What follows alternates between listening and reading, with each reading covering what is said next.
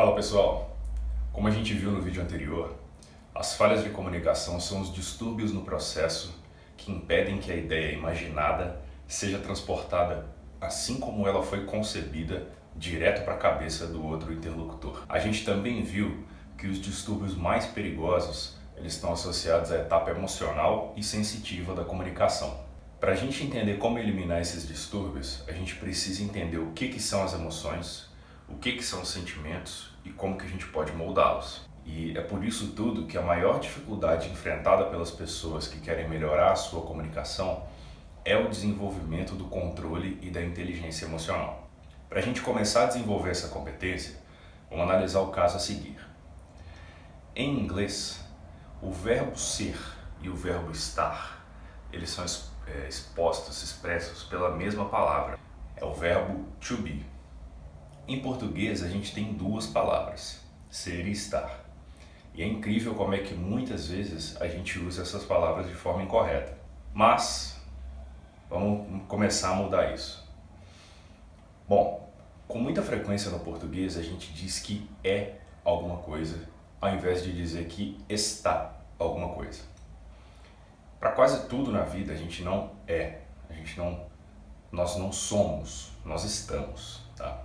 E isso é muito importante para o desenvolvimento dessa competência de inteligência emocional. Esse tipo de confusão, ele se estende para quase todos os aspectos da nossa autoimagem. A gente fica fixo a coisas, repetindo para nós mesmos que somos algo, sem perceber que a gente está algo. Então, com frequência a gente fala assim, eu sou assim mesmo, né? Por exemplo, eu sou mineiro, por isso eu sou reservado. Isso é o quê? Uma tentativa de justificar o nosso medo de se abrir ou de confiar em outras pessoas atrás desse rótulo. Ou então tem gente que fala assim, eu sou do signo X, é por isso que eu sou assim mesmo, eu falo na lata. Mais uma vez, né, nada contra a crença em signos. Mas muita gente quando fala isso, está só querendo esconder a sua grosseria através de uma explicação sobrenatural. E a gente fica repetindo essas histórias pra gente mesmo, tentando justificar que a gente é alguma coisa, não que a gente está.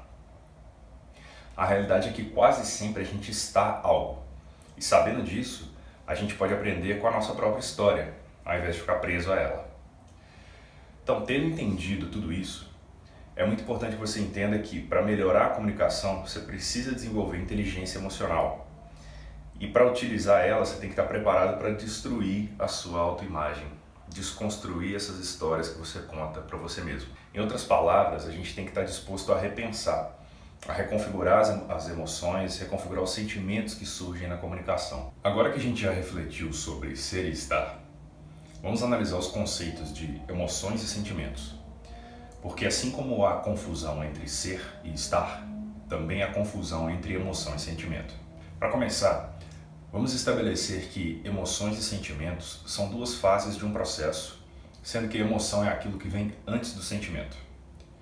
No vídeo anterior, eu prometi que eu ia falar sobre como se comunicar com quem te irrita, certo?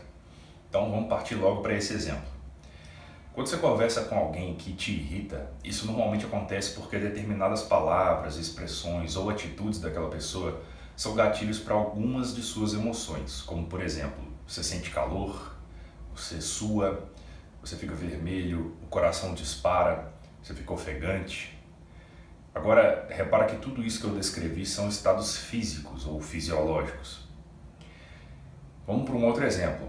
Quando você conversa com alguém por quem você está apaixonado, isso acontece porque determinadas palavras, expressões ou atitudes daquela pessoa são gatilhos para algumas de suas emoções, como por exemplo, sentir calor, suar, ficar vermelho, disparar o coração, ficar ofegante.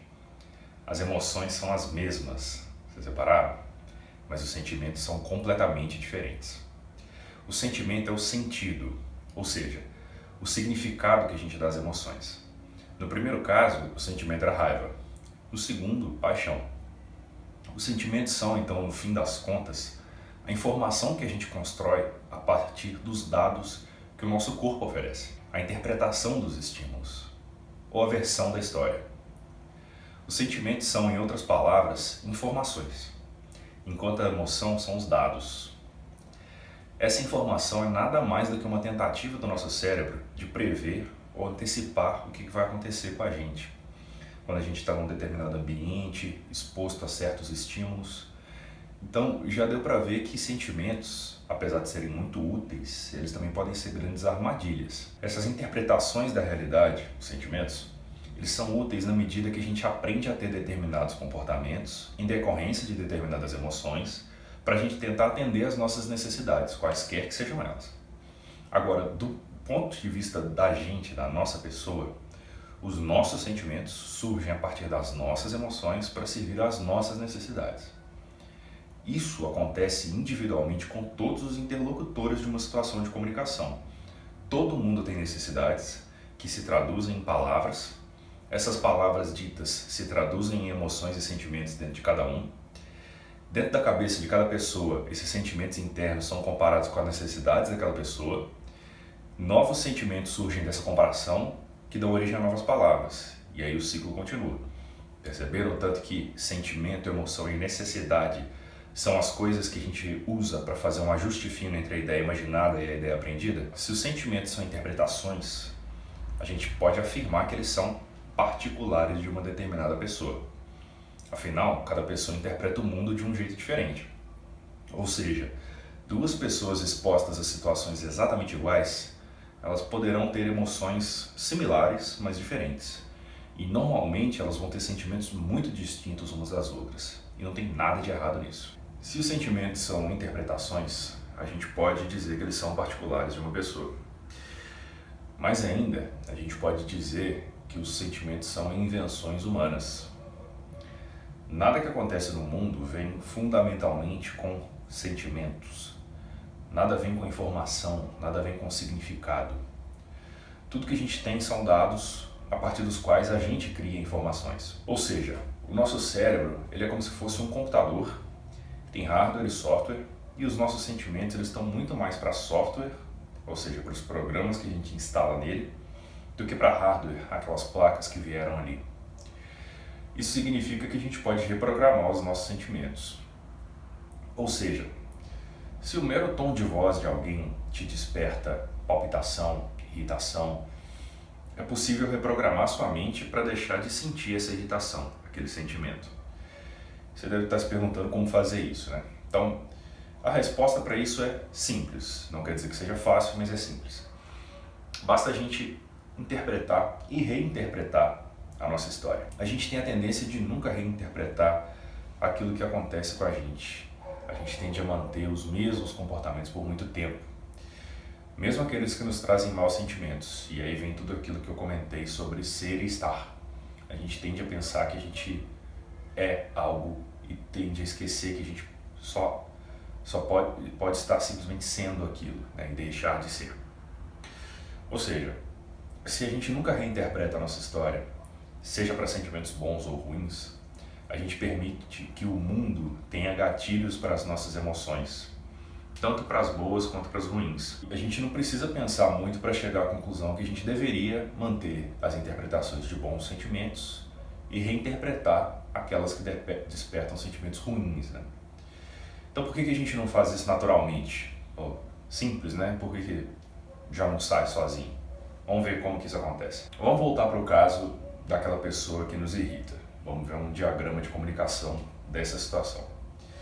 A pessoa, numa situação de comunicação com a gente, ela demonstra um comportamento irritante qualquer, seja o tom de voz, uma palavra que ela usa, uma decisão ou mesmo a própria aparência dela. Algum desses sinais, alguns desses dados, desses signos que o mundo nos apresenta naquele momento, através daquela pessoa, despertam emoções na gente. A gente fica vermelho, o coração dispara, a gente fica ofegante, sente calor, sente uma palpitação e a gente interpreta tudo aquilo como raiva. E aí é comum que, em decorrência desse sentimento, a gente tenha um de dois comportamentos. Ou, muito frequentemente, a gente tende a escapar daquela situação, fugir, sair de perto daquela pessoa, evitar aquela pessoa irritante. Ou dois, é muito comum a gente querer revidar, a gente querer atacar aquela pessoa, ofender ela com palavras, por exemplo. Qualquer um dos dois comportamentos em que surgem em decorrência daquele sentimento de raiva, qualquer um dos dois, inicialmente, vai gerar um segundo sentimento, que é o alívio. Seja porque você se livrou daquela pessoa fugindo dela, ou seja porque você sente que puniu ela ao xingar, ao ofender ela. Inicialmente você vai sentir alívio. E veja que o alívio é um sentimento positivo. O problema é que rapidamente o alívio vai sumir e ele vai dar lugar a algum sentimento de raiva, vergonha, arrependimento ou birra daquela pessoa. Todos esses comportamentos esses sentimentos negativos, perdão, eles vão resultar do mesmo comportamento anterior, que é a fuga ou o ataque. Ambos são uma tentativa do nosso cérebro de antecipar uma situação de perigo e buscar o alívio. Isso ocorre porque o alívio, que é um sentimento positivo, vem antes dos sentimentos negativos. E após a gente passar por isso várias vezes, o nosso cérebro acaba aprendendo a interpretar aquelas emoções que surgem da mesma maneira como uma irritação que dispara comportamentos de fuga ou de ataque que vão gerar alívio. Então, perceba que na situação de irritação temos sentimentos. Na situação em que o mundo nos apresenta emoções diversas, a gente sente irritação. Para se livrar daquela irritação, a gente foge ou ataca. Ao fugir ou atacar, a gente sente alívio. É um sentimento, é o sentimento que decorre do nosso comportamento. Algum tempo depois, a gente reinterpreta aquilo ali como um arrependimento, como uma raiva, algumas vezes. Então, a gente acaba treinando o nosso cérebro a buscar o alívio através daqueles comportamentos. Bom, tendo consciência disso, faz sentido a gente ressignificar as emoções, porque fundamentalmente a gente sabe que o alívio dessas situações é passageiro e ele vai dar lugar a outros sentimentos negativos.